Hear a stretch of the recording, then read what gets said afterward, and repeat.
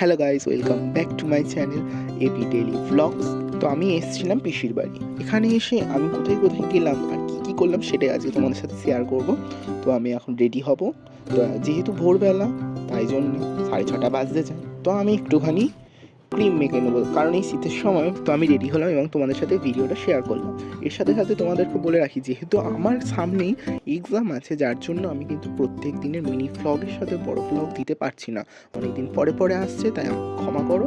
এই ভ্লগটার পরে আরেকটা পার্ট 2 আসবে, কারণ এই ভ্লগটা মাঝখানে একটুখানি শেষ হয়ে গিয়ে সেখান থেকে পার্ট 2টা আমি দেবো।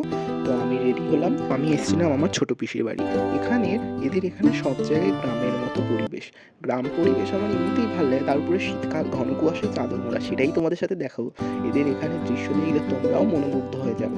তা দেখতে থাকো এই ভিডিওটা। তো আমি রেডি হয়ে গেছি। তো আমি এবার যাবো বাইরে। চলো, আমি আর আমার ভাই যাবো ভেবেছিলাম, তাই জন্য তাকেও এখানে এসে ভোর ভোর তুলে দিলাম। সে বিরক্ত হলেও আমার কিন্তু খুব মজা, কারণ আমার এখানে এসে সকালবেলা যেতে খুব ভালো লাগে। তারপর ভাই টুপি পরতে ভুলে গেলো, ভাই টুপি পরতে গেলো। এবার আমরা যাচ্ছি। দেখো কত ঘন কুয়াশা। 6:30টার মধ্যেও কিন্তু এদের এখানে কুয়াশা কাটেনি। এদের এখানে মানুষ কিন্তু ভোর 2টোর সময় উঠে পড়ে, কারণ ধান কাটতে যেতে হয় এদের সবাইকে। আমি আর ভাই চললাম রাস্তার পথে। যেতে যেতেই অনেকগুলো ধানের গোলা চোখে পড়লো। অনেকজনদের ধান কাটা হয়ে গেলেও অনেকজনদের ধান কাটা হয়নি। কেউ কেউ তাড়াতাড়ি করে রাখে, কেউ তাড়াতাড়ি করে না। এখানে দেখো ধান সিদ্ধ হচ্ছে। আমি গ্রামের পাশে ধান সিদ্ধ হতে দেখা যায় এই সময়, কারণ অনেকের ধান তোলা হয়ে গেছে। আমরা এখন এই গ্রামের পথ ধরে হাঁটতে থাকি। আগে এটা মেঠোপথ থাকলেও কিছু বছর আগের মধ্যেই এটাকে ঢালাই করা হয়েছে। তো ধানের গোলা দেখতে দেখতে আমরা যাচ্ছিলাম রেল স্টেশনের দিকে, রেল লাইনের দিকে। কাছেই রেল লাইন আছে, রেল স্টেশনটার থেকে হালকা একটু দূর আছে, কিন্তু সেখানে যাচ্ছিলাম, কারণ সেখান থেকে দৃশ্যটা আরও বেশি ভালো লাগে। আর সেখানে সব চাষের জমি, মাঠ ইত্যাদি আছে। তো আমরা প্রবেশ করে গেছি সেখানে। দেখো সূর্যটাকে কত সুন্দর লাগছে। আর এখানে ধান কাটা হয়ে গেছে এই জমিটা, অন্য নাড়া দেখা যাচ্ছে। তো আমরা যাচ্ছি। সামনের এই বাড়িটা সম্পর্কে তোমাদের কিন্তু একটা গল্প আছে, সেটা আমি নিশ্চয়ই তোমাদের পরে বলবো। তো আমরা যাচ্ছি হাঁটতে হাঁটতে। এই বাড়ির এখানে পুকুর, তাছাড়াও এই হাঁটতে হাঁটতে এই চারপাশের পরিবেশ দেখতে কিন্তু খুবই ভালো লাগে। সারা বছর বাড়ির মধ্যে থেকে বাইরে বেরোতে কিন্তু সবারই একটু না একটু ভালো লাগে। এখানে আসতে আমার ছোটোবেলা থেকেই খুব ভালো লাগে। তো কিছু কিছু জায়গায় ধান আছে, কিছু কিছু জায়গায় ধান কাটা হয়েছে, এবং কিছু কিছু জায়গায় সম্পূর্ণভাবেই ধান কাটা হয়ে গেছে। তো সামনে একটি বড় বট গাছ, এই বট গাছের ঝুড়িও নেমে গেছে, কিন্তু ঝুড়িগুলো মানুষ যাই বললে এখান থেকে কেটে দিয়েছে বেশি বড়। ওই সামনেই দেখো রেল লাইন আছে, ওই রেল লাইনের দিকেই আমরা যাচ্ছি। সামনেই দেখো সোনার মতো কিরম ধানগুলোকে দেখতে লাগছে, কিরম লাগছে আমাকে নিশ্চয়ই কমেন্টে বলো। আর তোমাদের সাথে বকতে বকতে আমার এটাই ভুলে গেছি, আমার চ্যানেলে কিন্তু সাবস্ক্রাইব করতে ভুলবে না, আর শেয়ার, লাইক ইত্যাদি করতে ভুলবেই না। পাশে কিন্তু বেল আইকনটা একদম প্রেস করতে ভুলবে না। তো এইটা কিন্তু রেল লাইন, এখানে ডাবল লাইন আছে।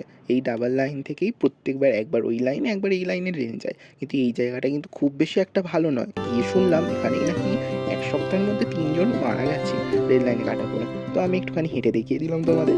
তারপরেই আমরা জমির মেঠো পথ ধরে হাঁটতে শুরু করলাম। আমি আর ভাই কিন্তু গল্প করতে করতেই যাচ্ছিলাম, কিন্তু এখানে নয়েজটা এতটাই ছিল যে আমি ভিডিওটা দিতে পারছি না, কারণ ওই পারে খেলা হচ্ছিল। ওই যে সামনে স্কুলটা দেখতে পাচ্ছ, ওটা আমার ভাইদের গ্রামের স্কুল। সামনে রেল লাইনে ওঠার আরেকটা রাস্তা ছিল, সেই রাস্তার দিকে আমরা যাচ্ছিলাম। এখানে কিন্তু মেঠো পথই আছে এখন।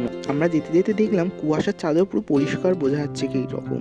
এরপরে সামনে অনেক গাছ দেখতে পেলাম, গাছগুলো বেশ দেখতে সুন্দর লাগছে। আর সেই রাস্তাখান দিয়ে দেখো গরু নিয়ে সবাই যাচ্ছে নিজের ক্ষেতের দিকে। যে যার মতো খেতে কাজ করবে, কেউ কেউ গরু নিজের জায়গায় রেখে দেবে, তারা তাদের মতো ঘাস খাবে, তারা তাদের মতো কাজ করবে। যেহেতু আমরা সেই লাইনে উঠেছিলাম, তাই জন্য এখানকার কিছু স্থানীয় বাসিন্দারা আমাদের বকছিল, কারণ ওই লাইনটায় যেহেতু সবে কিছুদিন আগে কাটা পড়েছে, তাই জন্য ওই লাইনে উঠতে আমাদের দেওয়া হচ্ছিল না। আমি শুধু একটুখানি উঠে ভিডিও করেই নেমে এসেছিলাম, তাই জন্যই আমরা অন্য লাইনের দিকে চলে এলাম। সূর্যটা এখান থেকে কত সুন্দর আছে। পরের পার হয়েই আমরা একটা জমির দিকে এলাম। এখানে দেখছি ওলকপি, ফুলকপি, নানান বীজ ছড়া দিয়েছে, এবং সেখান থেকে কিন্তু গাছ বেরোতেও শুরু করেছে। এইগুলো শাক, কী শাক আমি জানি না, তোমরা যদি জেনে থাকো আমায় কিন্তু কমেন্টে জানাতে ভুলবে না।